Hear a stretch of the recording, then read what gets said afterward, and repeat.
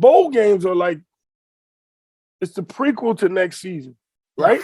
On today's Throwdown Thursday edition of the Odd Coaches Podcast, Dr. Adams and Coach Francis discuss the early bowl games, analyze the hiring of Massachusetts Governor Charlie Baker as the next NCAA president, as well as preview the pending quarterback moves and the transfer portal.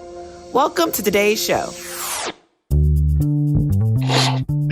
Greetings and salutations, and welcome to the Odd Coaches Podcast. I am your host, Dr. Keith Adams, and with me today is my tag team partner.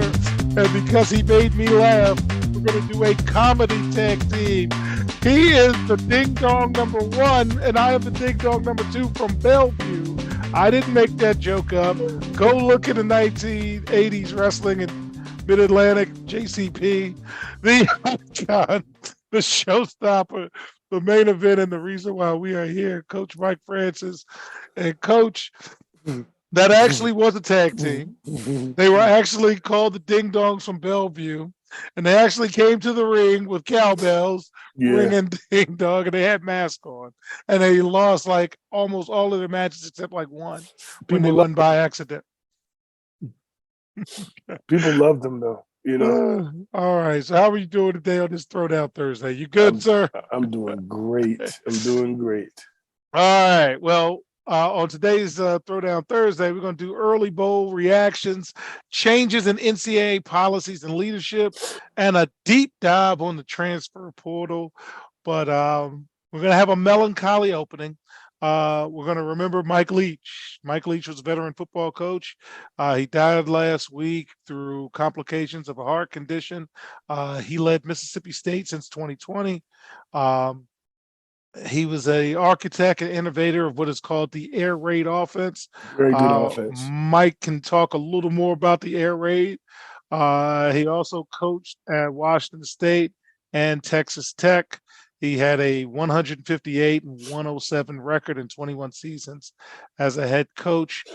Mike, any quick thoughts on the air raid offense? Because it's quite popular. And again, our thoughts go out to Mike Leach and his family.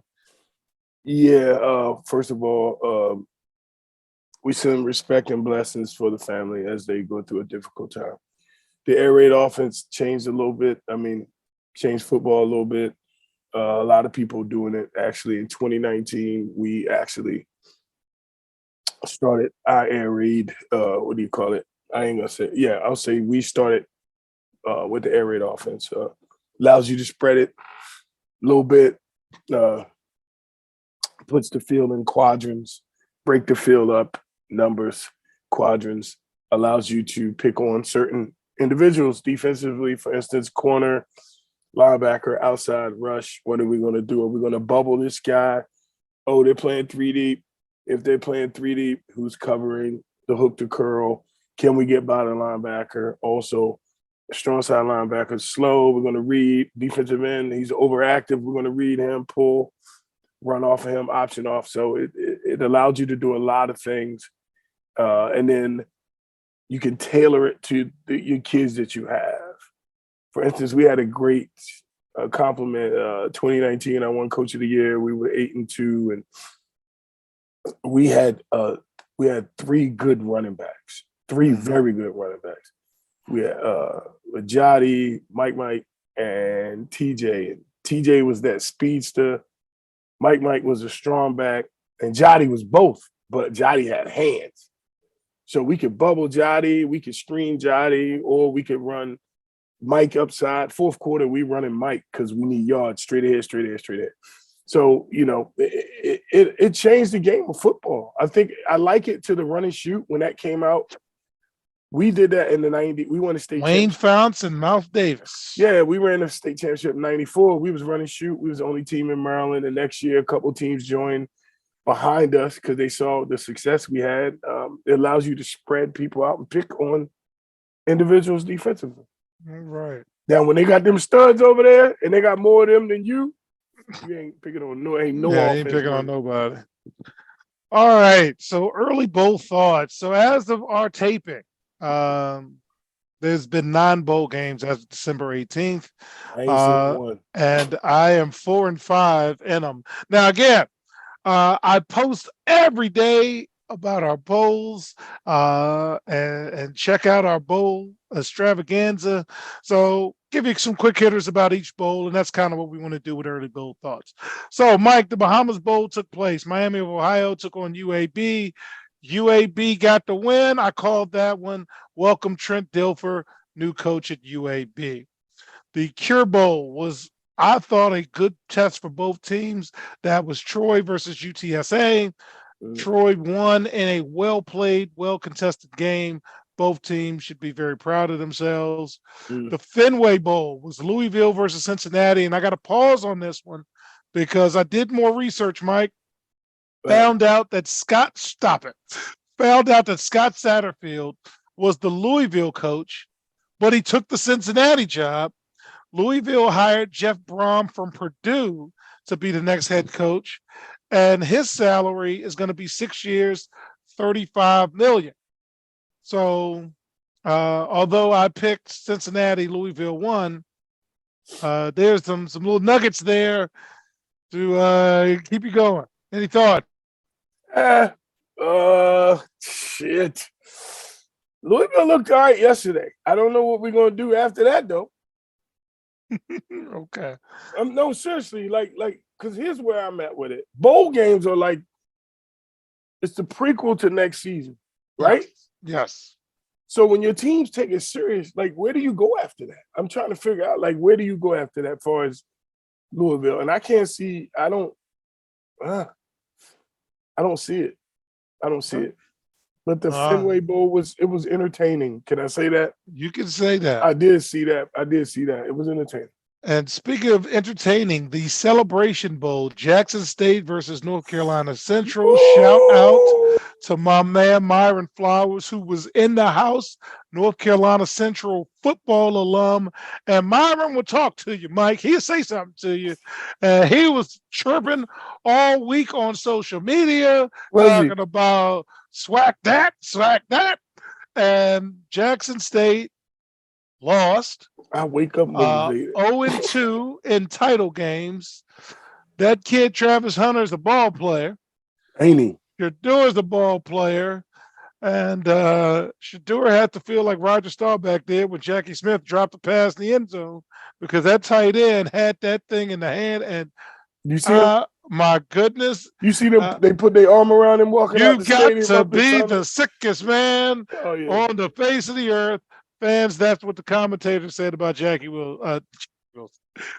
Smith. That man said Jackie Wilson. I'm sorry. God.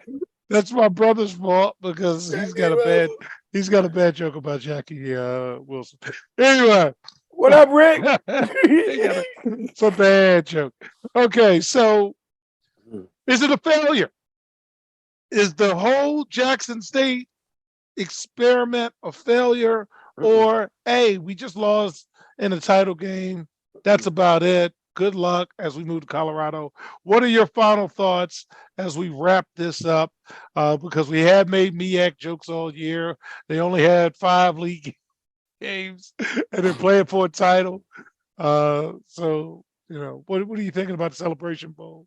Yeah. And any closing thoughts on Deion and Jackson State?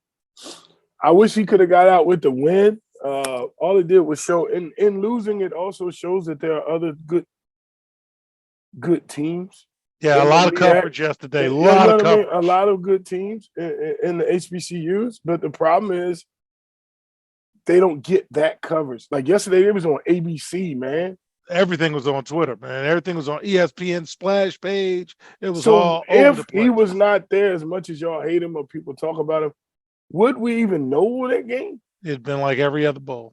And I can't lie. Yeah. Because when we talk about these other bowls, they didn't get the coverage that Celebration Bowl got. No, not at all, bro. Not at all. And speaking of that, the New Mexico Bowl, BYU and SMU, I picked SMU. BYU won in a close game. That's all you're getting from me. See? You just proved the point. The LA Bowl, Washington State against Fresno State. Man, I did pick Fresno. Mountain West teams, when they play Pac-12 teams, they just get up for it. Yeah, And Pac-12 losing to these Mountain West teams is not a good look with UCLA and USC leaving. they Okay? bouncing. They leaving. They're gone, and y'all getting smoked by Fresno. That's just bad math, man. It's bad. They let them catch up, man. Carry the one. Yeah. It's Bad okay. math. That man said bad. No, All right. go back through the process. You skipped a step. It's funny because it's true. The Lending Tree Bowl, Southern Miss beat Rice. Frank Gore Jr. ran up all over him. But Mike, I did pick Rice because I'm still mad at Brett Favre. But Rice won 5 games. Why are they in the bowl? They 5 and what? 6? 5 and 5 7? and 6. Well, 5 and 7 now. I thought you had to be a winning team. You're supposed to, but I think, when they lock these things in now, they might have been 5 and 7, but 3 of them losses might have been against non-conference opponents, and they still won their division. You know what I mean? So it'll get locked in. They might have won their division. Like, what is Rice in the Big? They're not in the Big 12, right? No, Rice, no. They're like in the Conference USA, something like that. So they may have done well enough, or maybe the other team in Conference USA opted out or got moved up. So the bowl placements. Nah.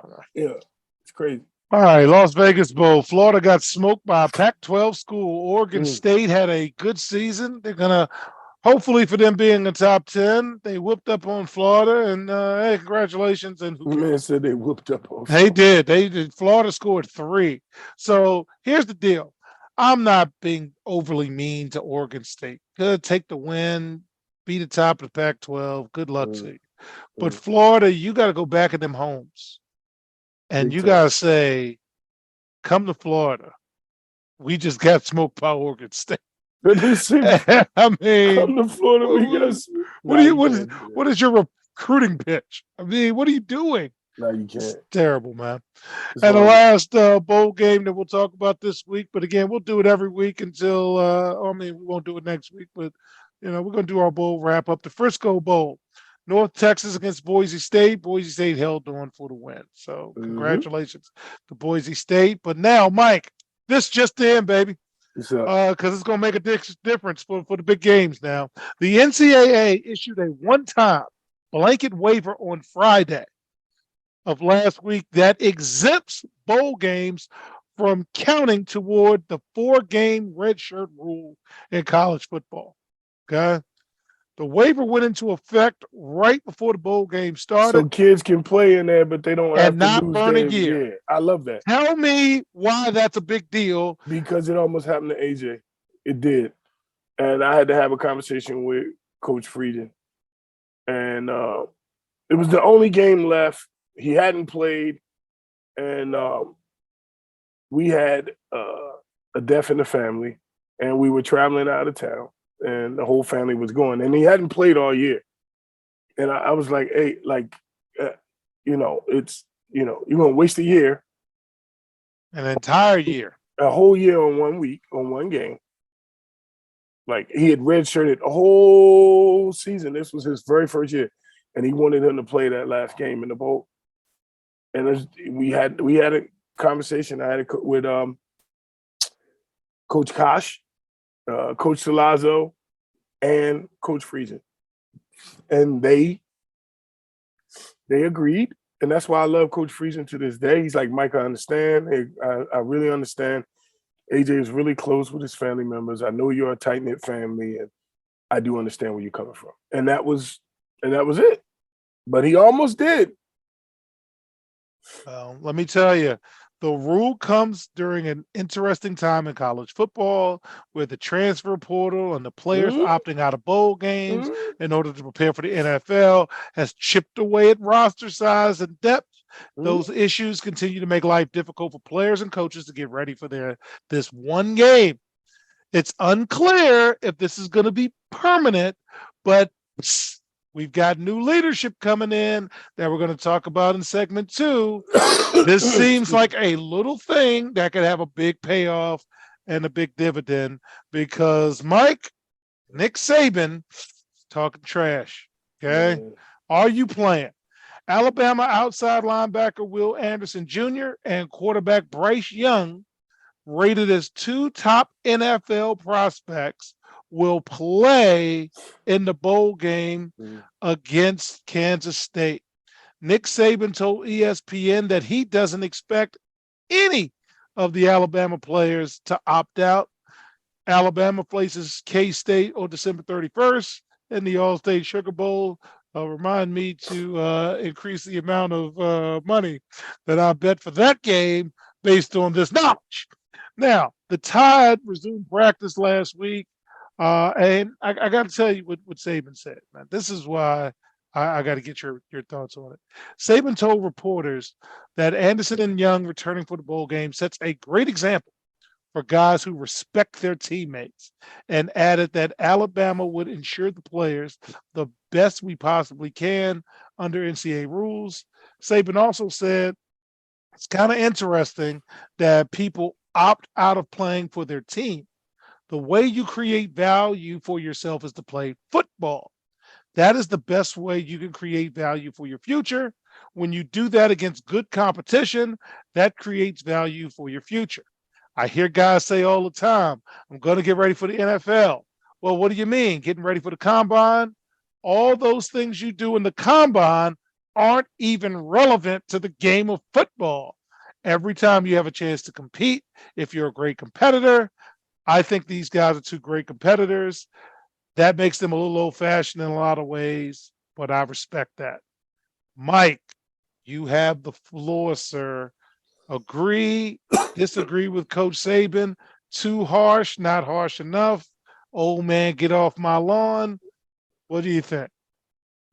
Kind of old man, get off my lawn. But he's a coach. His job is to try to ensure that his players play. That's what that speech, all that said was, hey, these guys are playing. We need you to play. Then you throw in the, oh, well, only against good competition. Like, it's a lot of, it's a lot of coach speak. Yeah, that's all it is. It's a lot of coach speak trying to get his guys to play. And it ain't about this group. It's about next year's group. That he's speaking to the Alabama players to come, not the group he has now. And again, the first thing he said was, we're going to ensure them the best way we can with NCAA rules. That's what it's all about. They got to go out and pay the money for the insurance in case these kids get hurt in the game. That's what it comes down to. And the NCAA allows you up to a certain amount, whether it's Lords of London or one of those companies like that, that they can get insured for that one game. And I think that universities, it's an investment. You want to make money. You want your team to win the bowl. You want them in the bowl at their best. You might want to take $5 million and look where you can put it for certain – no, seriously. Yes. It takes money to make money, man. Yes, indeed. So, take money to make money. So you might have 5 players that you don't want to opt out. You might put $1 million on each one of them, and and during the process, you have to. Well, if those guys are playing, so am I, state of Maryland. So am I. And we'll be right back on the Odd Coaches podcast, because on segment 2, we're going to introduce the new president of the NCAA. The reviews are in for Dr. Keith Adams' book, Finding the Balance, My Personal Journey to Academic and Athletic Success. College professor and student-athlete academic expert Dr. Lisa Rubin said, "There is nothing out there like this book, so I do hope people will pay attention and give it a read." Former George Mason standout Folarin Campbell said, "Consider this book an opportunity to work directly with Dr. Adams, just like I did. I assure you that there will be something you can take away that will be useful to you throughout your personal journey." Ryan Waite, a recent college graduate who is a software engineer, said, "I like how the book is based on research, which makes it good for general students as well as student athletes." The book serves as both a memoir to Dr. Adams' 30-year academic and athletic career, as well as an instructional guide to assist student athletes, parents, coaches, teachers, and administrators navigate through the challenges of finding a better balance between academic and athletic success. The book includes over 15 personal stories and anecdotes from Dr. Adams, along with numerous former players and colleagues from a variety of sports and endeavors. You can order your copy at www.ckasaveproject.org. From the main page, simply click CKA Save Project Services and order the Find the Balance book. For more information, contact Dr. Keith Adams by email at cka@ckasaveproject.org. Welcome back to the Odd Coaches Podcast. In segment 2, we're going to talk about the new, using my late great Howard Finkel voice, NCAA president. So, Mike, check your notes while I go through this. The NCAA has selected current sitting Massachusetts Governor Charlie Baker as its next president to succeed Mark Emmert. Baker, a Republican governor in a Democratic state, sound familiar? Since January 2015, will conclude his second term in January, and then he will begin his post March 1st. He's a former student athlete. He played power forward at Harvard during the 1977-1978 season, but has no previous college administrative experience. He spent most of his career in Massachusetts state government, but also spent a decade in healthcare. He's 66 and he holds degrees from both Harvard and Northwestern. As you know, Emmert stepped down in April. He had led the NCAA from 2010, 2021. But now we've got a new president. So let me tell you a little bit about what he said. So Governor Baker said repeatedly that he was done with politics, yet the NCAA post means he will not step out of the public arena completely. Baker also said he warmed to the idea after the NCAA search committee called him, as he realized the NCAA was not unlike the, quote, disturbed decision-making models that he's worked with most of his professional career. And again, at one point, he was CEO of Harvard Pilgrim Healthcare. Baker does not plan to move to Indianapolis, where the NCAA is headquartered. So he's not moving. He's staying in Massachusetts. Some early challenges he will face. He worked in the private sector, the public sector, healthcare, and politics, but he's never worked where they give out scholarships, have TV contracts with ESPN, and deal with level 1 violations or dealing with the SEC. And I ain't talking about the Security Exchange Commission, okay? You've got the transfer portal. Remember what the transfer portal was supposed to be.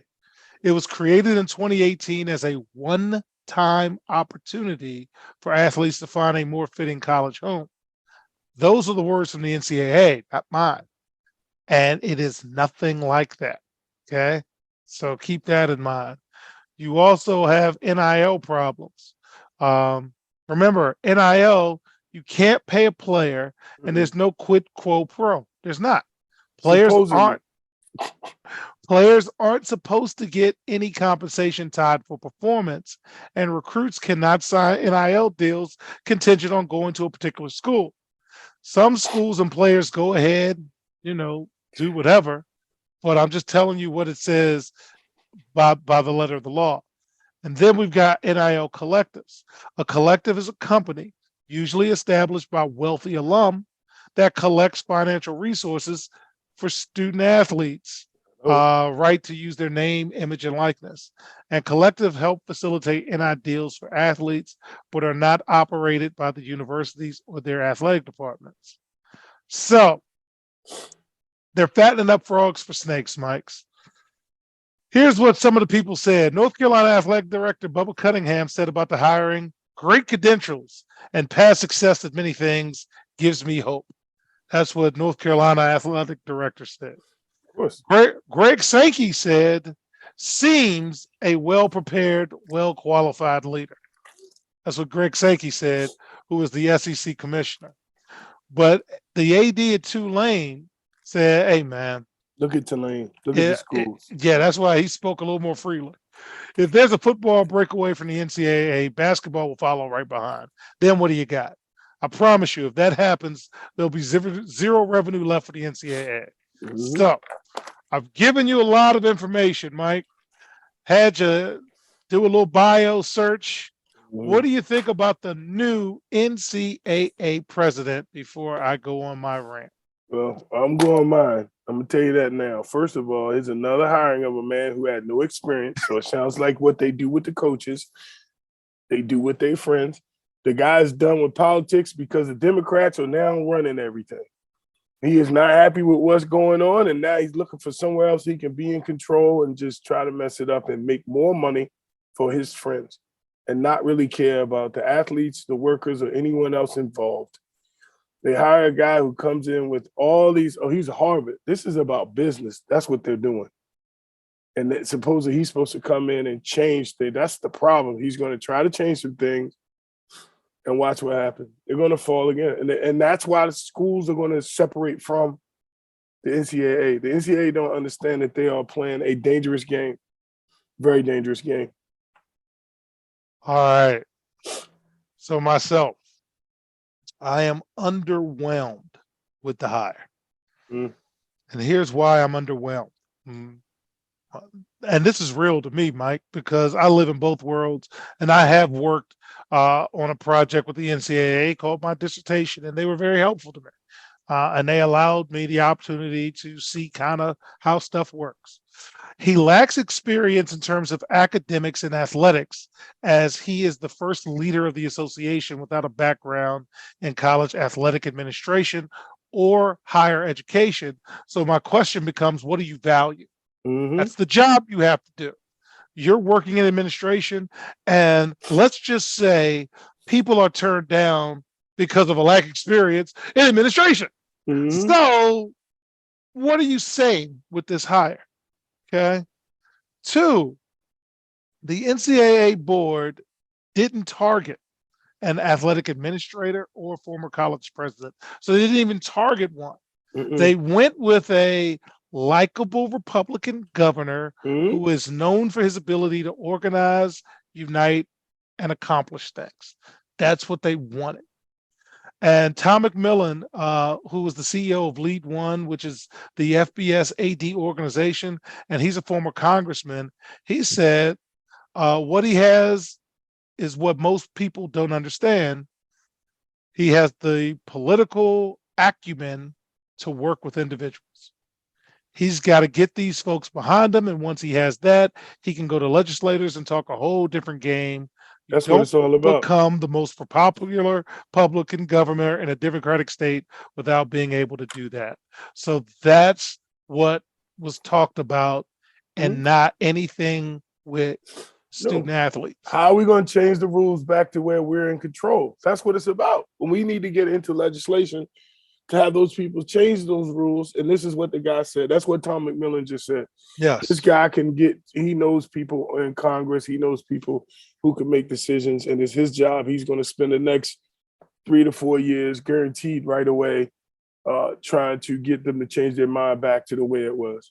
Yes. And you brought in a 20th century leader to deal with 21st century problems. Yep. And that's just bad math. Yep. So we wish him well. Hey, we work with student athletes daily to attempt to have them use their ability to get a degree and have productive lives. So it's not like we're leaving, but it does cause me pause when hires like this are made, because it seems like it's the same pool that they're picking from, and it's hard to get to that table. And, guaranteed. We never get to that table. So with that, in segment 3, we're going to open up more cans and talk about the transfer portal and the real life implications on the Odd Coaches podcast. There is an old business adage that says, what gets measured and monitored gets done. It is also fact that deadlines spur action. That is what the CKA Save Project's academic monitoring service can do for student athletes.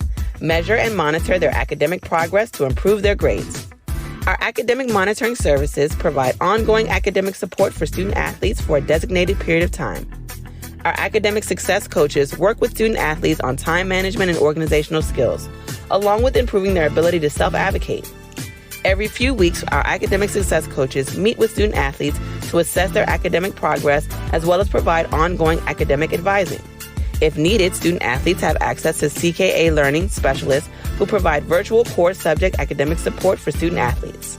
For more information, visit us on the web at www.ckasaveproject.org or schedule a free virtual consultation with Dr. Keith Adams by email at cka@ckasaveproject.org. Welcome back to the Odd Coaches Podcast. In segment 3, we're going to talk about the transfer portal, but we're not going to complain and moan about the transfer portal. We're going to talk about it in the way it's supposed to be talked about. So, Mike, over 1,600 college football players entered the transfer portal when it opened on December 5th. Fans, I'm going to repeat that number to you again so you can understand what we're dealing with. Over 1,600 college football players said, I think I'm good enough to change my location. Several Power 5 starting quarterbacks, including Devin Leary from NC State, DJ Uiagalelei, I always mispronounce his name, I'm sorry, from Clemson, but we knew he was going in. And Spencer Sanders from Oklahoma State made waves when they entered the transfer portal. So let's read some tea leaves, shall we? Nebraska got a new coach in Matt Rule, and quarterback Dylan Renola, who's the number 1 overall prospect of the class of 2024. He ain't even getting to the portal. He ain't even got to his school. He already decommitted from Ohio State. Chances are he's going to end up in Nebraska because I believe his uncle works there. And he was retained as Nebraska's offensive line coach when Matt Rule got hired. And this guy picked Ohio State over USC and Alabama, so the kid can play. So we ain't even got to the portal yet. But hey, I got to think if you're a quarterback at Nebraska, you might be in the portal. I'm going to think that. Okay. Mike, any thoughts about that, sir? You might be in the portal. Why you say? Just a chance. Just a chance. Yeah. I get you on that. Definitely. It's got to be better than that. It's got to be. It's. I don't know if Matt. He works in Nebraska though. The coach. This is a good fit for him. He didn't say he was going to Nebraska. I just said he decommitted from Ohio State, and his uncle, who was retained by Matt Rule, the former NFL and college turnaround coach, is the new head coach at Nebraska. He is good. He fits in Nebraska. Let's go ahead, man. Stop that. All right, so let's go to Wisconsin. New Wisconsin coach Luke Fickell is working to improve his quarterback room. He added Oklahoma transfer Nick Evers to the roster. Evers was a ESPN 300 recruit in the class 2022. Evers originally committed to Florida out of high school, flipped his commitment to Oklahoma, and then signed with the Sooners. He sat behind Dylan Gabriel this year, who transferred from Oklahoma from UCF. Why everybody transferred to Oklahoma? I don't understand. Gabriel will be back next season for Oklahoma, and Evers wanted a new opportunity. Wisconsin starting quarterback Graham Mertz entered the transfer portal this offseason, and after Fickell was hired by Wisconsin, the coach was searching for new options at quarterback. He's getting Evers, who will have 4 years of eligibility left and will be eligible to play next season. The staff also has 3-star quarterback Cole LaRue committed, as well as Miles Burkett. So again, Mike, any thoughts about the Wisconsin quarterback search, as well as the shenanigans in terms of going here and going there? I don't know what they're going to do. Like Wisconsin, isn't that where the boy from Cincinnati? No. Russell Wilson. Isn't that what he did? He went for NC State. Yeah, he went from NC State to Wisconsin. Yep. Yeah. Why is it Wisconsin? I'm just trying to figure out why Wisconsin again. I don't Between know. Wisconsin and Oklahoma, they get everybody's retread quarterbacks or people transfer out. I'm trying to figure. Yeah. So let's move on to the coast. We're going to UCLA. Kent State quarterback Colin Sheely is expected to transfer to UCLA. The junior entered the portal had a good season. On the same day that he entered the portal, Kent State offensive coordinator Sean Lewis departed the school to join Deion Sanders as the Colorado Buffaloes offensive coordinator. After a 9-3 season, the best of the Chip Kelly era, Kelly and the Bruins have been in the market for a quarterback, with UCLA's longtime starter Dorian Thompson Robinson departing for the NFL draft after 5 seasons. Shealy will immediately be in position to earn a starting quarterback spot. Any thoughts about UCLA, sir? Oh, that's going to be a tough one. With them changing conferences and everything, I think it's going to help them with recruiting. I really do. The portal is going to be more friendly. It's to them. I think the portal will be friendlier to them because now kids, you can go to UCLA and still play in a different conference. You gotta love that. You get sun and fun and still go. Yeah, I think I think that's going to be good for them. All right. Last one before I give you the closing question. Coastal Carolina quarterback Grayson McCall. His head coach was just hired by Liberty, Jamie Chadwell, and Tim Beck was brought in as the new coach at Coastal. With the coaching change, it wasn't a shot, given that he's been there for a while. Right. He's a redshirt junior, and he's going to be one of the more sought-after quarterbacks in the transfer portal. So, Mike, here's what I want you to do for us as a former high school football coach, an award-winning high school football coach. How would you advise high school student athletes, coaches, and families during this crazy time? Because this is what we're living in. And here's what I hear, and here's why I want someone with your cachet to speak on it. Parents, coaches, players say they're being held back, slept on, blah, blah, blah. Mm-hmm. And coaches are telling me directly, Keith, I got 2 years left on my contract. I don't have time to convince insert player about the level of work, this, that, the other they have to do. So I'm going to the portal to just go shopping at the stores, we said, in episodes, and I'm just going to shop and get what I need. Nick Saban, I need a cornerback. That's what I'm going to get. Everything else, I can make it home, but I need to go out, run to the store and get me some. That's pretty much what we're talking about. So what advice would you give? Because it ain't changing back. It's not. It's not changing back. The thing is, though, before you make that leap, you need to take it's hard to make a fair self-assessment. It's very hard to make a fair self-assessment of where you are. Are you going because someone else is promising you something you didn't get when you're where you are? Legitimately, are your stats or your abilities as good as the person in front of you? Or sometimes, which most of the times, someone is leaving or someone you have a better relationship with has a job in another place. For instance, those guys who couldn't go to Jackson State or didn't want to go to Jackson State because it wasn't a Power 5, now Deion is in Colorado.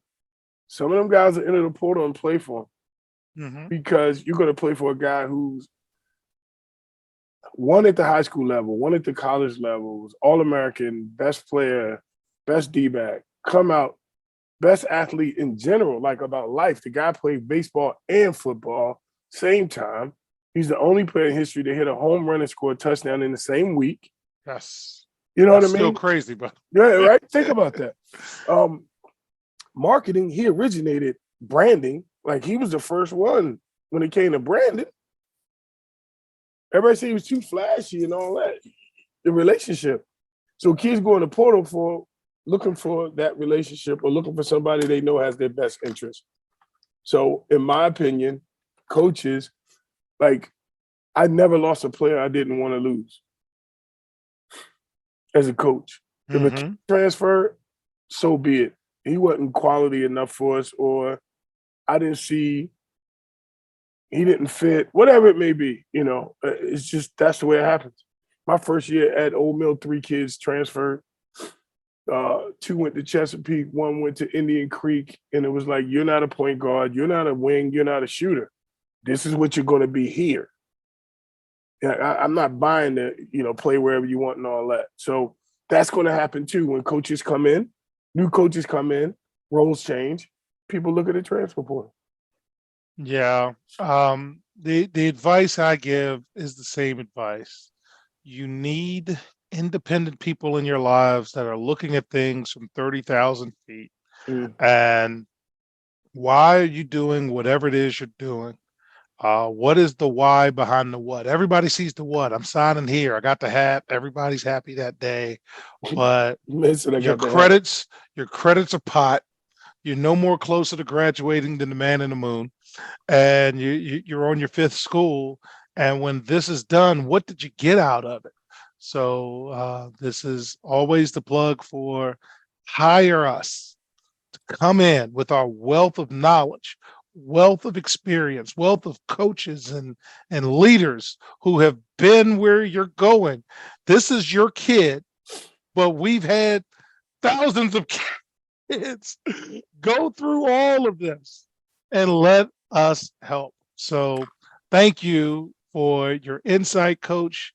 And join us next week, fans, for a special episode of the Odd Coaches Podcast, where we break down the college football playoffs. We take a deep dive into both playoff games, TCU versus Michigan, as well as Ohio State versus Georgia, as we get you ready for the college football playoffs. And those are the games my partner cares about. So you're going to get his best. Not the New Mexico Bowl, but you're going to get the knowledge talking about the Final Four. So on behalf of my tag team partner, Coach Mike Francis, I'm Dr. Keith Adams saying thank you for listening and or watching the Odd Coaches Podcast. And we will see you on the sidelines. Till next time, take care. The Odd Coaches Podcast is sponsored by the CKA Save Project. The CKA Save Project is an industry leader in providing student-athlete academic and athletic support. From assessing student-athletes' academic and athletic skills, to measuring and monitoring student-athlete academic progress, to improving student-athlete time management and organizational skills, the CKA Save Project provides wraparound services for student-athletes from middle school through college. For more information, visit us on the web at www.ckasaveproject.org. or schedule a free consultation with Dr. Keith Adams by emailing cka@ckasaveproject.org. We hope you enjoyed today's show. The Odd Coaches Podcast drops new episodes every Tuesday through Friday on most weeks. Make sure you subscribe to the Odd Coaches Podcast on Apple Music, iHeartRadio, Podbean, Spotify, and YouTube. Follow the Odd Coaches Podcast on Twitter and Instagram at Odd Coaches. Follow Dr. Adams on Twitter and Instagram at CKA Save Project. In addition, follow Coach Mike Francis on Twitter and Instagram at Coach Franchise, spelled Coach FRANCHIZE. For more information about the CKA Save Project, please visit them on the web at www.ckasaveproject.org. See you next time on the Odd Coaches Podcast.